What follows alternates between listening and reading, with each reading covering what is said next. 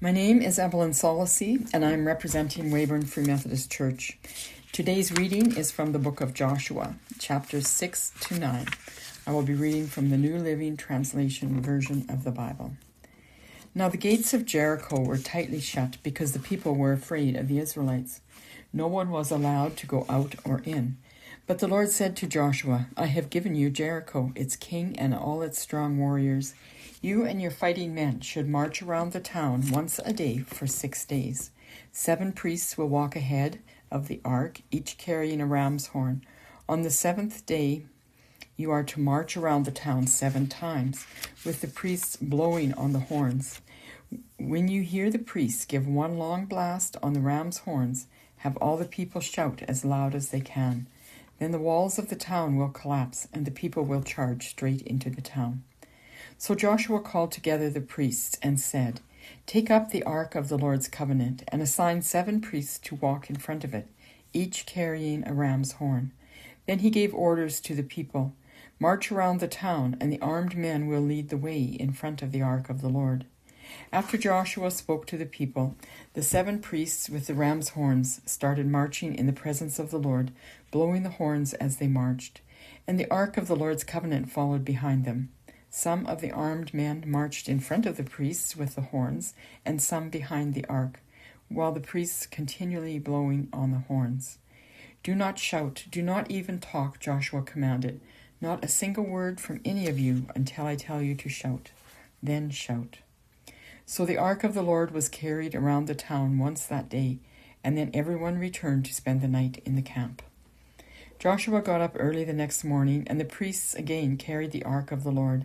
The 7 priests with the ram's horns marched in front of the ark of the Lord, blowing their horns. Again the armed men marched both in front of the priests with the horns and behind the ark of the Lord. At this time the priests were blowing on their horns. All the second day they again marched around the town once and returned to the camp. They followed this pattern for 6 days. On the 7th day the Israelites got up at dawn and marched around the town as they had done before. But this time they went around the town 7 times. The 7th time around, as the priests sounded the long blast on their horns, Joshua commanded the people, Shout, for the Lord has given you the town.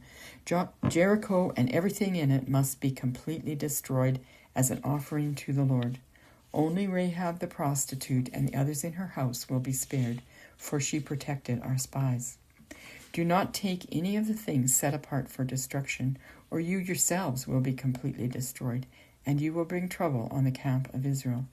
Everything made from silver, gold, bronze, or iron is sacred to the Lord, and must be brought into his treasury. When the people heard the sound of the ram's horns, they shouted as loud as they could. Suddenly the walls of Jericho collapsed, and the Israelites charged straight into the town and captured it. They completely destroyed everything in it with their swords, men and women, young and old, cattle, sheep, goats, and donkeys. Meanwhile, Joshua said to the 2 spies, Keep your promise. Go to the prostitute's house and bring her out, along with her family. The men who had been spies went in and brought out Rahab, her father, mother, brothers, and all the other relatives who were with her. They moved her whole family to a safe place near the camp of Israel. Then the Israelites burned the town and everything in it. Only the things made from silver, gold, bronze, or iron were kept for the treasury of the Lord's house.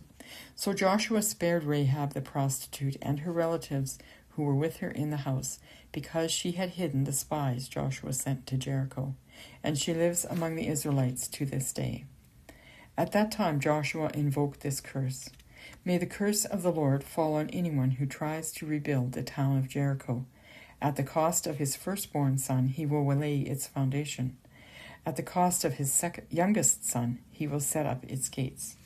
So the Lord was with Joshua, and his reputation spread throughout the land. But Israel violated the instructions about the things set apart for the Lord. A man named Achan had stolen some of these dedicated things, so the Lord was very angry with the Israelites. Achan was the son of Carmi, a descendant of Zimri, son of Zerah of the tribe of Judah. Joshua sent some of his men from Jericho to spy out the town of Ai, east of Bethel, near Beth-haven. When they returned, they told Joshua, "There is no need for us all to go up there. It won't take more than 2,000 or 3,000 men to attack Ai. Since there are so few of them, don't make all our people struggle to go up there."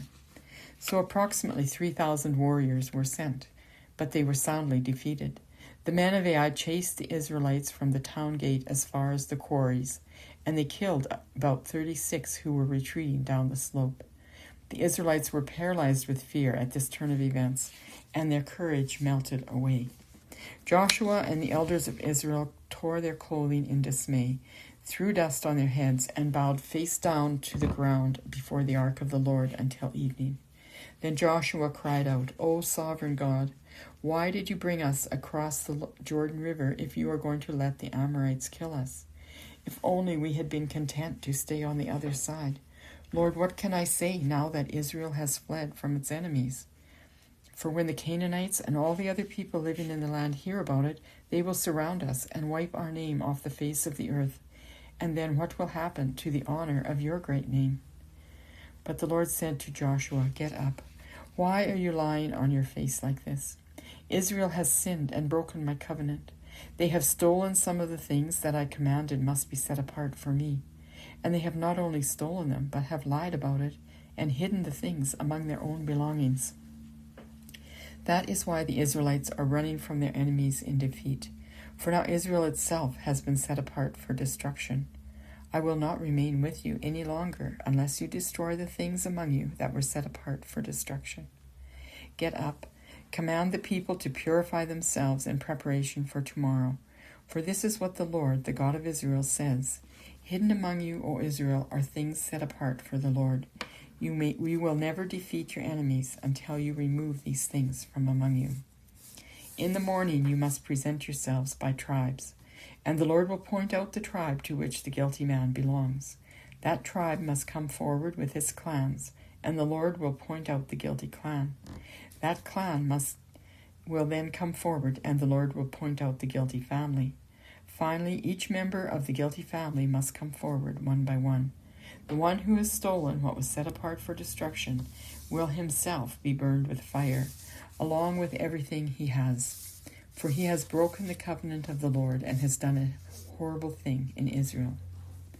Early the next morning, Joshua brought the tribes of Israel before the Lord, and the tribe of Judah was singled out. Then the clans of Judah came forward, and the clan of Zerah was singled out. Then the families of Zerah came forward, and the family of Zimri was singled out. Every member of Zimri's family was brought forward, person by person, and Achan was singled out. Then Joshua said to Achan, "My son, give glory to the Lord, the God of Israel, by telling me the truth. Make your confession and tell me what you have done. Don't hide it from me." Achan replied, "It is true. I have sinned against the Lord, the God of Israel. Among the plunder I saw a beautiful robe from Babylon, 200 silver coins, and a bar of gold weighing more than a pound. I wanted them so much that I took them. They are hidden in the ground beneath my tent, with the silver buried deeper than the rest." So Joshua sent some men to make a search. They ran to the tent and found the stolen goods hidden there, just as Achan had said, with the silver buried beneath the rest. They took the things from the tent and brought them to Joshua and all the Israelites. Then they laid them on the ground in the presence of the Lord. Then Joshua and all the Israelites took Achan, the silver, the robe, the bar of gold, his sons, daughters, cattle, donkeys, sheep, goats, tent, and everything he had, and they brought them to the valley of Achor. Then Joshua said to Achan, "Why have you brought trouble on us? The Lord will now bring trouble on you." And all the Israelites stoned Achan and his family this day, and burned their bodies. They piled a great heap of stones over Achan, which remains to this day. That is why the place has been called the Valley of Trouble ever since. So the Lord was no longer angry. Then the Lord said to Joshua, "Do not be afraid or discouraged. Take all your fighting men and attack Ai, for I have given you the king of Ai, his people, his town, and his land. You will destroy them as you destroyed Jericho and its king. But this time you may keep the plunder and the livestock for yourselves. Set an ambush behind the town." So Joshua and all the fighting men set out to attack Ai. Joshua chose 30,000 of his best warriors and sent them out at night with these orders: hide in ambush close behind the town and be ready for action. When our main army attacks, the men of Ai will come out to fight as they did before, and we will run away from them. We will let them chase us until we have drawn them away from the town. For they will say, the Israelites are running away from us as they did before. Then, while we are running from them, you will jump up from your ambush and take possession of the town, for the Lord your God will give it to you. Set the town on fire, as the Lord has commanded. You have your orders. So they left and went to the place of ambush between Bethel and the west side of Ai. But Joshua remained among the people in the camp that night. Early the next morning, Joshua roused his men and started toward Ai, accompanied by the elders of Israel. All the fighting men who were with Joshua marched in front of the town and camped on the north side of Ai, with a valley between them and the town. That night Joshua sent about 5,000 men to lie in ambush between Bethel and Ai on the west side of the town. So they stationed the main army north of the town and the ambush west of the town. Joshua himself spent that night in the valley. When the king of Ai saw the Israelites across the valley, he and all his army hurried out early in the morning and attacked the Israelites at a place overlooking the Jordan Valley. But he didn't realize there was an ambush behind the town. Joshua and the Israelite army fled toward the wilderness as though they were badly beaten. Then all the men in the town were called out to chase after them. In this way they were lured away from the town.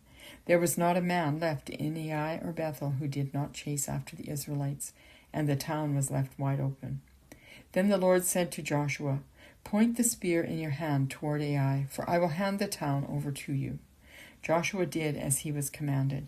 As soon as Joshua gave this signal, all the men in ambush jumped up from their position and poured into the town. They quickly captured it and set it on fire.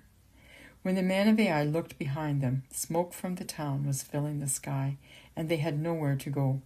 For the Israelites who had fled in the direction of the wilderness now turned on their pursuers. When Joshua and all the other Israelites saw that the ambush had succeeded and that smoke was rising from the town, they turned and attacked the men of Ai. Meanwhile, the Israelites who were inside the town came out and attacked the enemy from the rear.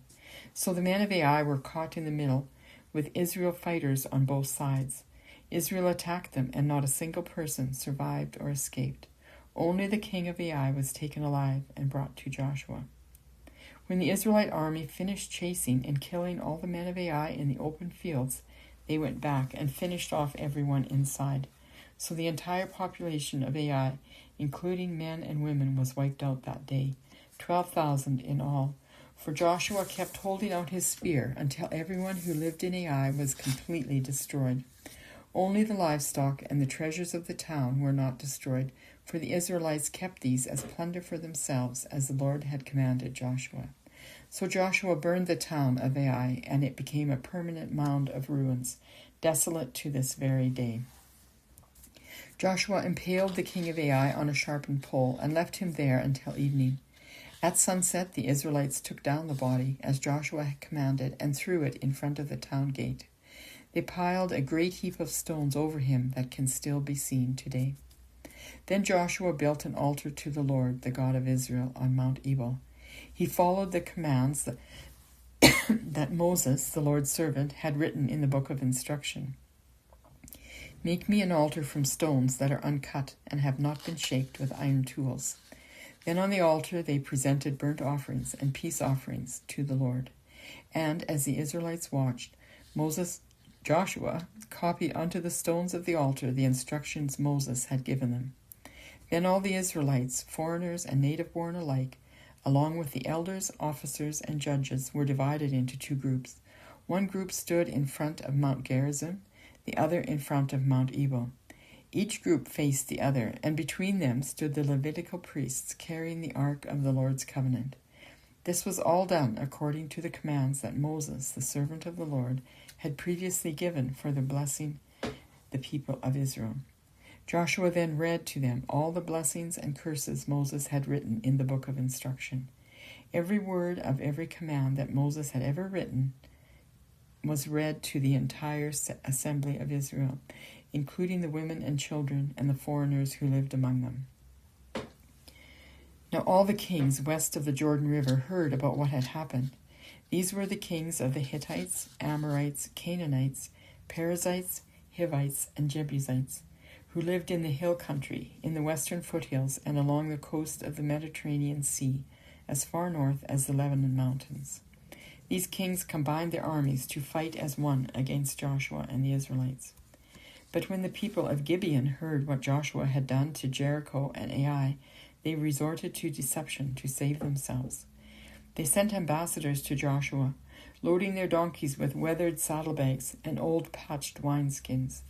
They put on worn-out patched sandals and ragged clothes, and the bread they took with them was dry and moldy. When they arrived at the camp of Israel at Gilgal, they told Joshua and the men of Israel, "We have come from a distant land to ask you to make a peace treaty with us." The Israelites replied to these Hivites, "How do we know that you don't live nearby? For if you do, we cannot make a treaty with you." They replied, "We are your servants." "But who are you?" Joshua demanded. "Where do you come from?" They answered, "Your servants have come from a very distant country.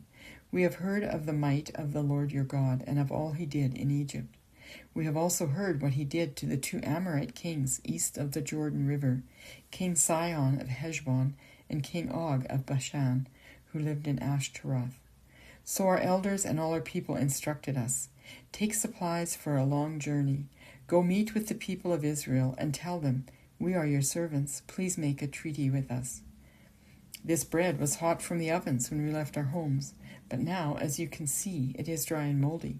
These wineskins were new when we filled them, but now they are old and split open, and our clothing and sandals are worn out from our very long journey." So the Israelites examined their food, but they did not consult the Lord. Then Joshua made a peace treaty with them and guaranteed their safety, and the leaders of the community ratified their agreement with a binding oath. 3 days after making the treaty, they learned that these people actually lived nearby. The Israelites set out at once to investigate and reached their towns in 3 days. The names of these towns were Gibeon, Kephirah, Beeroth, Kiriath Jearim. But the Israelites did not attack the towns, for the Israelite leaders had made a vow to them in the name of the Lord, the God of Israel. The people of Israel grumbled against their leaders because of the treaty. But the leaders replied, "Since we have sworn an oath in the presence of the Lord, the God of Israel, we cannot touch them. This is what we must do. We must let them live, for divine anger would come upon us if we broke our oath. Let them live." So they made them woodcutters and water carriers for the entire community, as the Israelite leaders directed. Joshua called together the Gibeonites and said, "Why did you lie to us? Why did you say that you live in a distant land when you live right here among us? May you be cursed. From now on you will always be servants who cut wood and carry water for the house of my God." They replied, "We did it because we, your servants, were clearly told that the Lord your God commanded his servant Moses to give you this entire land and to destroy all the people living in it. So we feared greatly for our lives because of you. That is why we have done this. Now we are at your mercy. Do to us whatever you think is right." So Joshua did not allow the people of Israel to kill them, but that day he made the Gibeonites the woodcutters and water carriers for the community of Israel and for the altar of the Lord, wherever the Lord would choose to build it. And that is what they do to this day. The word of the Lord. Thanks be to God.